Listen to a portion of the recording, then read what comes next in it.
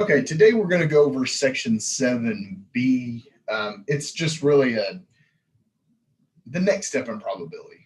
Your book titles this section "Combining Probabilities," which is a good way to think of it, because we're not going to be finding just one single probability, or should say one single probability of an event or an outcome, I should say. It'll be multiple, which really isn't that bad. Actually, I think this is one of my favorite sections to go over. I don't know why. But it is. So give me just a minute to get everything saved in the right spot, and we will get rocking and rolling. Okay, no, Weston, that's fine. Just realize this will be saved in Blackboard. So if that happens, I understand. I won't think that you're leaving me. Yeah, it's storming real bad right now. You kind of see the rain. What is it that way? Yeah. There's the rain going, which is weird. I feel like it hasn't really stormed here in a while. Okay, so let's kick over. Actually, let's start talking about a little bit about what we're going to go over. So combining probabilities really has to do with different aspects. And the main idea at first is going to be the difference between independent events and dependent events. Okay, independent events and dependent. Independent means that one experiment or one event doesn't affect the next event from occurring, okay? A very basic example of this, let me make sure I don't kind of get ahead of myself here. A very basic event is if I roll 2 dice at the same time, right? If I roll 2 die, or if I roll one and then the other, you can think of it like that as well. Those events are completely independent, right? The number I get on the first die doesn't have any difference on the number, or doesn't have any effect, I should say, on the number I get for the second die. Okay, so that's really an idea of independent. Dependent would be something like, I'll give you a basic example. Dependent would be something like if, let's say I had 10 names in a hat, right? And we're going to draw the names one at a time. And you want to know, well, what's the probability that your name gets drawn out of that 10 within 3 draws, but we're not going to replace the names. So I take out a name, I look at the name, and it says, not you, right? And so I put it to the side. Well, that was 1/10, right? Well, the next time I draw that name, though, it's going to be 1/9, right? You've got a 1/9 chance now on the second draw. So the probability for that second draw really depends on the probability of the first draw. That's really what's going on.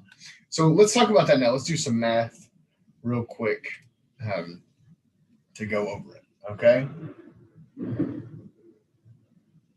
Okay, so let's look at this. So first we're going to talk about dependent events. Independent.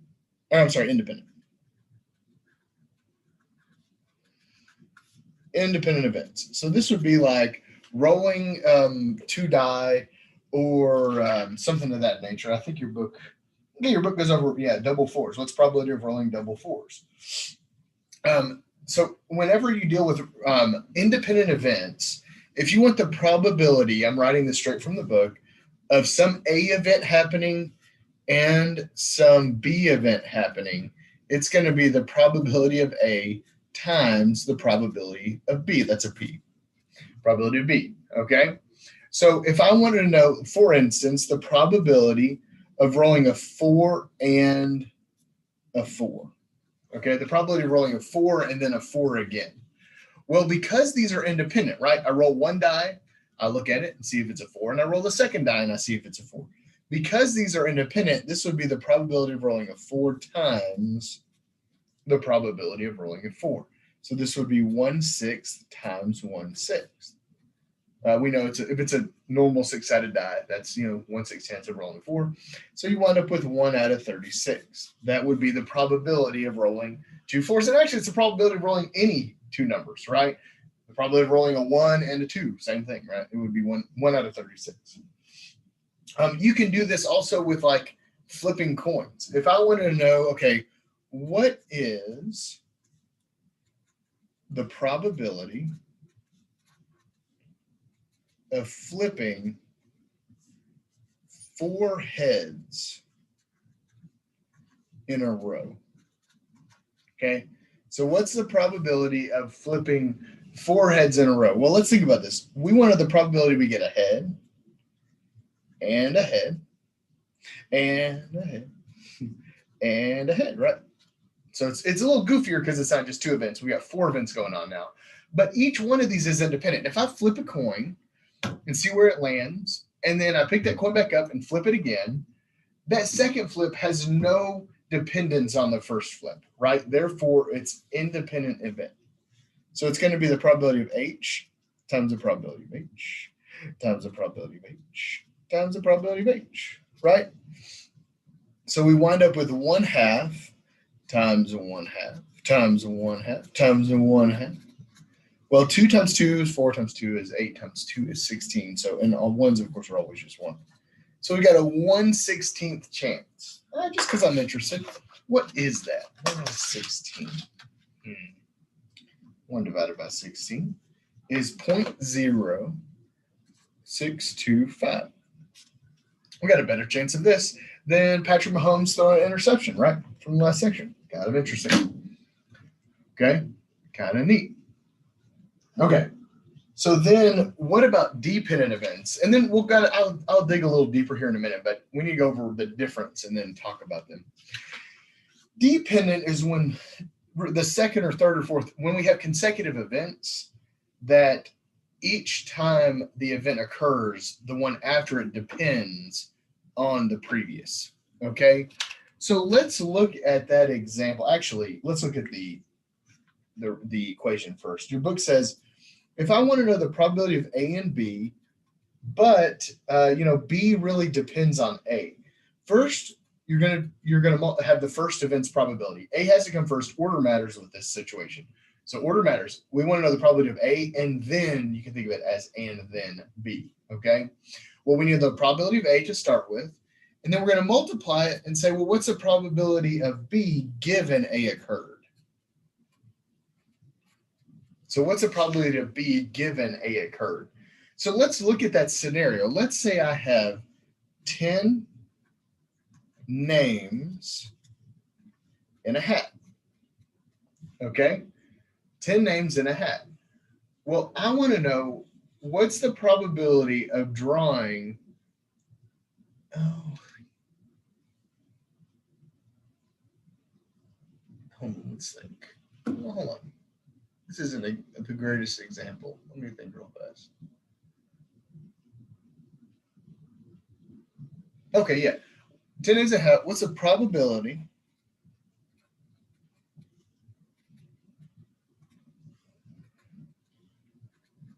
we draw your name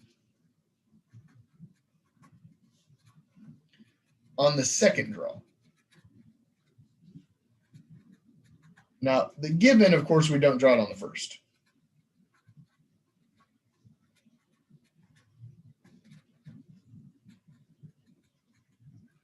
Now, here's what's interesting. We do not replace the names.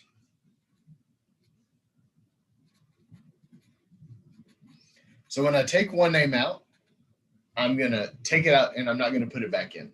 Okay? So we're going to say, what's the probability of not drawing your name and then drawing your name, right? So we need the probability of not drawing your name first times the probability we draw your name given that first time we didn't draw your name, okay? So let's look at this. Well, the probability of not drawing your name on the first draw, well, there's 10 names, right? One of them's yours, 9 of them are not. So the probability we don't draw your name on the first draw is 9 out of 10, right? 9 out of 10. 9 out of 10 of these names are not yours. Times, now the second draw is a little different. So let's say we draw, Jill's name. We take it out, we put it to the side. Now, instead of 10 names in the hat, we have 9 names in the hat. And we want to know, well, what's the probability of drawing yours on the second one?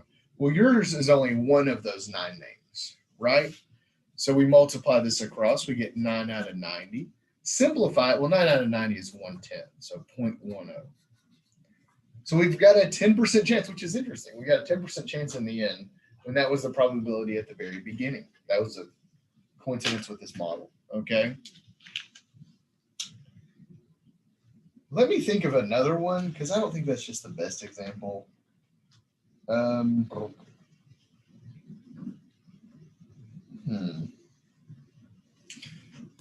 Let's think of one. Okay, yeah, here we go. This is kind of a goofy one, but it'll work. Let's say we have the letters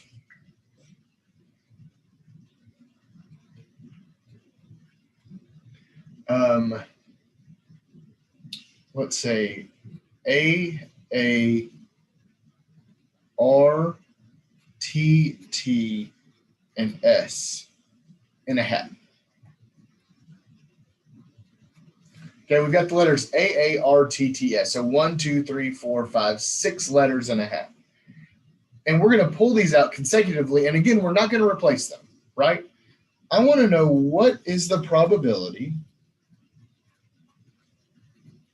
we spell the word art? What is the probability that we spell the word art by pulling it? So we pull an A out, and then an R out, and then a T out, okay? What's the probability? Now, of course, I'm going to write here without replacing letters after each draw.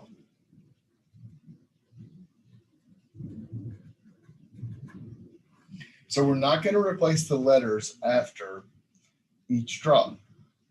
Oh, excuse me. So let's look at this. So if we want to know, well, we need to know the probability of A, and then B, oh no, and then R, and then T, right? But it's the probability, and I'm going to write this up. It's the probability of A, we draw an A, which we can tell is 2 out of 6, right? Then the probability we draw an R given one of these A's is gone, right? And then the probability we draw a T given an A is gone and the R is gone. So it's really going to look like this. So the probability we draw an A first would be 2 out of 6, right? The probability we draw an R given one of those A's is gone would be 1 out of 1, 2, 3, 4, 5, right? 1/5. And then we know that we need to know the probability of T, but now look, this R is gone, right? We drew an A, we drew an R. We've got 2 T's and 2 not T's. So we've got 2 out of 4, okay? We multiply this across, 2 times 1 times 2, that's 4. 6 times 5, that's 30, times 4 is 120. This simplifies, there's 30 times 4 is 120, so that's 1 out of 30. You can use your calculator for that to find it. So we've got a 1 out of 30 chance to actually find, to pull out the word art. Okay, kind of neat. Now that's without replacement. So that means it's dependent. Let's do one, same kind of example, but independent. What about spelling rat, but with replacement? But with replacement. So now, since it's with replacement, it's not really dependent. They're not dependent on you taking an R out and having, no R's left. So I want to know the probability of R and A and T. Well, the probability of R is 1 out of 6. But now in this example, we replace the R back. So it's not that we have 5 left over. The R's back in the hat. So if we need an A now, it's going to be 2 out of 6. And then we put the A back, right? And we need a T. Well, that's going to be 2 out of 6 as well. So we wind up with 4 out of 6 times 6 times 6. I think that's 216. Yeah, 216. Now, I think this simplifies. I'm going to see in my calculator here. Yeah, it is 1 out of 54. So this is independent, because just because we chose an R, it doesn't change the probability of us choosing the A, right? We could have done these in any order and we would have got the same answer. Up here, that would have been different, okay? It would have been different for different orders. Okay, kind of neat, kind of interesting. I'm going to do an example that your book goes over as well. This is example 5. It talks about jury selection. It says, look, a 3-person jury must be selected at random from a pool that has 6 men and 6 women. So we've got 6 men, 6 women. What is the probability of selecting an all-male jury? So if it was just random, right? You just scoop up 3 names in a way. What's the probability of choosing an all-male jury? Now look, we're going to choose one at a time, right? So think about this. The probability that we have M and M and M. Well, the probability we choose a man for the first drawing, oh, not 1. Hold on, guys. It would be 6 out of 12, right? There's 6 out of 12. 6 out of 12 of the jurors are men, so therefore it would be 6 out of 12. The second drawing, though, this male is already out of the pool, so now we only have 5 men, right, and 6 women. So it would be 5 out of 11, right, because there's 1 less person in the pool, and there's only 5 men.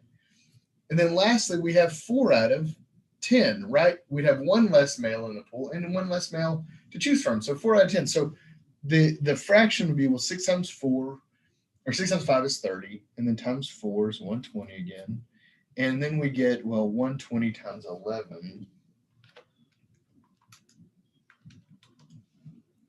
So 1320, I'm going to put that in my calculator. I think 1320 is divisible by 120. It is. It's 1/11.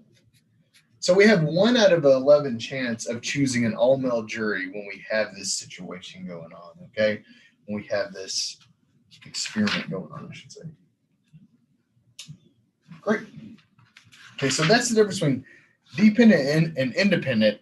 And then your book goes over the either-or probability. So we need to talk first about Venn diagrams. I don't think we have talked about Venn diagrams in this class. If not, I'm going to go over it again. For some reason, I feel like we have. I'm going to just assume we haven't, okay? I know in another class I have, so it might have been the other class. But Venn diagrams just tell us everything that could happen for an experiment. For example, let's say I asked someone their favorite color, and I only gave them 3 options. I said it's got to be blue, red, or other. Okay, so I send out a survey, and I say, hey, choose your favorite color. Blue, red, other, right? A Venn diagram, if I want to make a Venn diagram of this, you would use a rectangle, and that represents every single response that we could get from this survey, okay? And then we're going to use circles inside the red rectangle. So I'm going to choose 2 circles. I know there's 3 options. You'll see why here in a minute, but I'm going to choose 2 circles. We'll call this one the blue circle, and we'll call this one the red circle.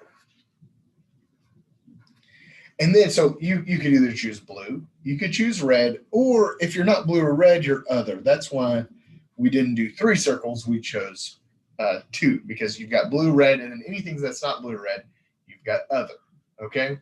So let's say we surveyed 120 students and asked them what their favorite color was. And it turns out that the blue response was 35. The red response was 45. That means the other response, I think, has to be 40. Does that add up correctly? 10. Yep, that adds up correctly. So what this means, and you can kind of write this in here. So that means blue, we've got 35 in the blue circle. We've got 45 in the red circle. And then we have 40 out here in the non-blue or red circle. And we could find the probability. Sometimes these Venn diagrams are written as probabilities, right? If I want to know what was the probability of a blue response, well, that's 35 out of 120. I'm going to pop that in my calculator.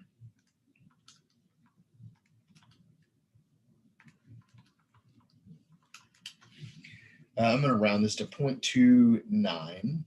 The probability of a red response was 45 out of 120, which is 0.375. And the probability of an other response, which is 40 out of 120. Well, no, this one is Actually, I need to run this to 8 because if I do 2, and then this would be 0.33. Let's make sure these all add up to 100. Yep, they all add up to 1. So what we can do is you can actually put the probabilities in here instead of the number. So I'm going to draw a different Venn diagram here just so we don't have conflicting numbers. So we've got blue, we've got red, and we've got other out here, right? So blue would be 0.29, red would be 0.38, and other would be 0.33. So you've got the total number you can use, or you have the probability that you can use. So 33% were other, 29% were blue, and 38% were red. Either one's fine, but this is an example of a Venn diagram.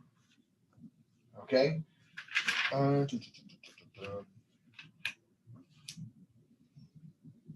Yeah. Okay. So let's talk about the probabilities that come along with Venn diagrams. So you can have two types of Venn diagrams, really. You can have the overlapping diagram, or you can have the disjoint diagram, which is what we have here. So your book calls this, suppose we want blah, blah, blah, blah, blah, blah. Oh, yeah, we had talked about this in 1C. I knew we had talked about it. Okay. When two events cannot occur together, they are said to be non-overlapping or mutually exclusive. I knew we talked about this. This is called mutually exclusive. Look, if you ask someone their favorite color, they can only answer one of their favorite colors, right? That's it. They can only tell you one favorite color. That's it, okay? So that's considered mutually exclusive. If you're non-mutually exclusive, your book uses the word. So overlapping events, do they not use a word? They just use the word overlapping events, which is fine. Okay, we'll stick to their lingo.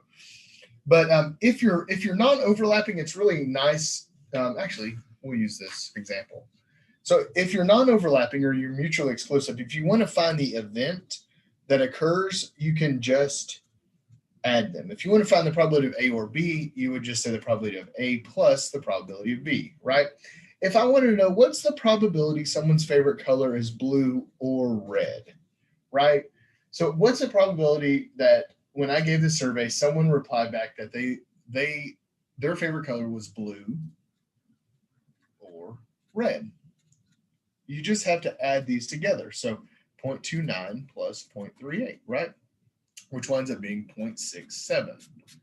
Okay, so there's a 67% chance that someone's favorite color is blue or red. So it's really nice. This is the green box on page 429. It's really nice whenever you have mutually exclusive events. It's really easy to find the probability of two different events, of combining probabilities.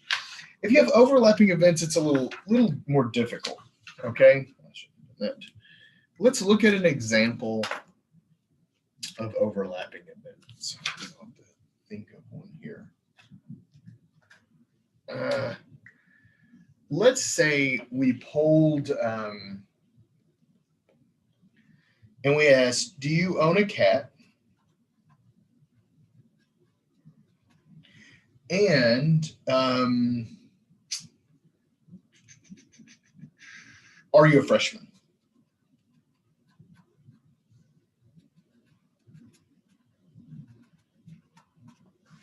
So those are our two questions on our survey now. Do you own a cat? And are you a freshman, right? Well, with these examples, you can overlap. You can be a freshman and own a cat, right? That's possible. You could be a freshman and not own a cat. You could be a non-cat owner and be a freshman, right? So there's a lot of overlap going on here. These aren't two mutually exclusive events. These can occur at the same time. Now, your favorite color being blue and red can't occur. As much as your 4-year-old wants to argue with you that it can't occur. So in this scenario, we can have both events occur.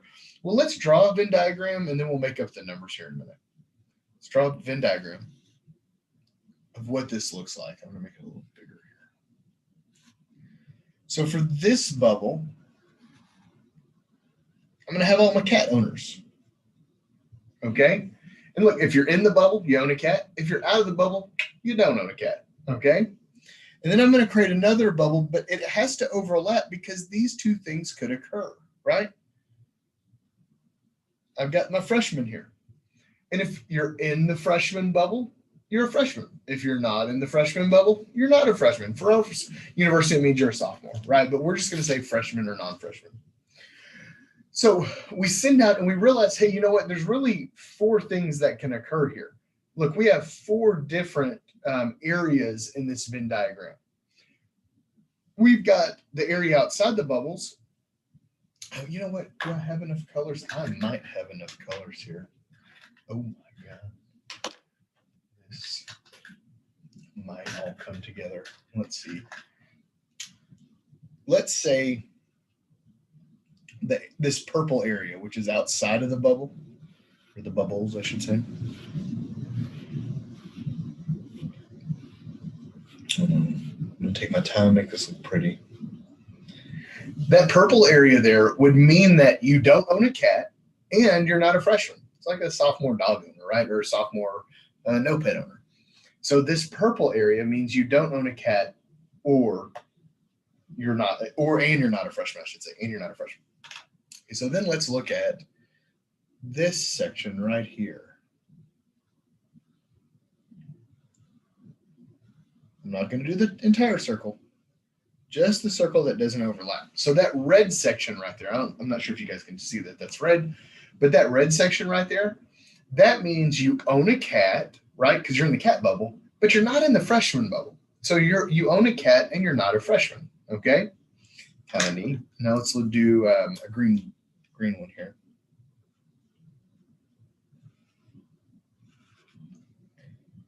So the green area, this green area means that you're a freshman, right? Because you're in the freshman bubble, but you're not in the cat bubble. So you're a freshman that doesn't own a cat. And then lastly, you've got the middle bubble. Let's say, I'll use the black for this one. That one means you own a cat and you're a freshman, right? So let's say we sent out this survey and it turns out cat and so let's say cat and freshman wound up being 20 students owned a cat and were freshmen. A cat and non-freshman, remember I'm going to use that line above it, let's say was let's say 10. And then let's say not a cat owner and a freshman was 30. And then not a cat owner and not a freshman was 40. Okay. This adds up, I think, to 100. Yeah. I just made it a little easy to find the probabilities. So the cat and the freshman, so that bubble right there, that area right there, that's 20. Cat and not freshman. So if you're a cat owner and you're not a freshman, you got to be in that red spot, right? So we can do this. This would be the red area because there's 10 of them. The green area is you're not a cat owner, but you're also a freshman. So that's the green area, right? And then the purple area is you're not a cat and you're not a freshman. I shouldn't say or, it's and you're not a freshman. Okay. So let's find the probabilities now, and then we'll make a Venn diagram with probabilities. So the probability you own a cat and you're a freshman, well, it's 20 out of 100, so it's 0.20. The probability you're a cat owner and you're not a freshman, that's 10, so 0.10, 10 out of 100. You can add these up, it's 100. The probability that you're not a cat owner and you're a freshman, 30, so that's 0.30. And the probability you're not a cat owner and you're not a freshman is going to be 0.40. So if I'm going to draw this with probabilities, I'm not going to make this one look as fancy, but we got cat and we got freshman. Well, cat and freshman is 0.20. Cat and not freshman is 0.10. Not cat and freshman, so right here is 0.30. And then everything else is 0.40. It's out here. Okay, it's out there. So that's an example with surveys on how to do this. Okay. Your book does one with like drawing cards, which is fine. That's a good example too. I would look at that on page 430 if you're just not quite getting this yet. But now the book says, well, how do we find an equation for this, right? We need to find an equation for the either or probability. So this is the equation for overlapping. Well, the probability of A and or B occurring is going to be equal to the probability of A plus B minus the probability of A and B. And I'm going to go over that with its example. So if I wanted to know the probability that you're a cat owner or you're a freshman, okay, in our example, if I want to know the probability you're a cat owner or you're a freshman, well, you would add up the probability of being a cat owner plus the probability of being a freshman. Now think about that. We would add this circle together and we would add this circle together, right? This is 0.30, this is 0.50, okay? We would add those together, but look, when you do that, this overlaps. You have to subtract off one of the overlapping parts, okay? And that's the and. Probability of C and F, okay? Well, the probability you're a cat owner, well, look, let's go down here. The probability you're a cat owner is 0.10 plus 0.20, so 0.30. Plus the probability you're a freshman, well, 0.20 and 0.30, that's 0.50, minus the both, which is 0.20. So this would be 0.60. So the probability you're a cat owner or you're a freshman would be 0.60. That's what the equation is talking about on the bottom of page 430, okay? The bottom of page 430, which it's written out here. So let's look at their example. Excuse me. It says the following 8 people are in a room: 2 Democratic men, 2 Republican men, 2 Democratic women, and 2 Republican women. If you select one person at random from this room, what is the probability that you will select either a woman or a Democrat? So let's see here. We've got, actually, I'm going to go with probabilities here. We've got the probability. The first is a Democratic man. So you're a Democrat and you're a man. It's 2. Now we have how many in the room? 1, 2, 3, 4, 8. So 2 out of 8. The probability you're a Republican and a man. I'm going to start using the ampersand because I don't stick around and. The probability you're a Democrat and a woman is also 2 out of 8. And the probability you're a Republican and a woman is also 2 out of 8. Notice this adds up to 1. They're all 2/8. And they want to know, what's the probability, if you select at random, that the probability you select either a woman or a Democrat? What's the probability of a woman or, notice it's an or, not an and statement, a woman or a Democrat? Well, using our equation, it would be the probability of a woman plus the probability of a Democrat minus the probability of a woman and a Democrat. Okay, so let's look at this. What's the probability we choose a woman in this scenario? Well, there are 4 women in this scenario, right? So 4 out of 8. What's the probability we choose a Democrat? Well, it's also 4 out of 8, right? There's 2 Democrats that are women, 2 Democrats that are men. So 4 out of 8. What's the probability of a woman and a Democrat? Well, a woman and a Democrat is just right here, 2 out of 8. So we wind up with 4 plus 4 minus 2. These all have the same denominator, right? So 4 plus 4 minus 2. So we wind up with 6 out of 8. So we wind up with 3/4 or 0.75. Okay. So you've got a pretty good chance that you're going to select a woman or a Democrat, right? I mean, you got a really good chance of that happening. A good way to think of this is really kind of what your book talks about too in the previous section. If you wanted to find the probability of a woman or a Democrat, really it's just 1 minus the probability of a male and a Republican, right? So it's 1 minus 2/8, which is also 3/4. Okay.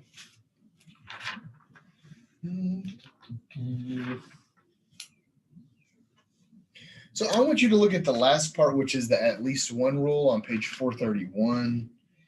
And for homework, stick to 7B, whatever it says in, in the schedule. I'm going to make sure I don't get this wrong. Oh, gosh. Hit the wrong button. 1 through 67 odd, and you can probably do 1 through 65. I'll do 1 through 65 odd. So it starts on page 434, 1 through 65 odd. I would do that. You can do the last one if you want. That's fine, 67. But 1 through 65 odd. Great. Okay. Well, guys, I hope you have a great spring break.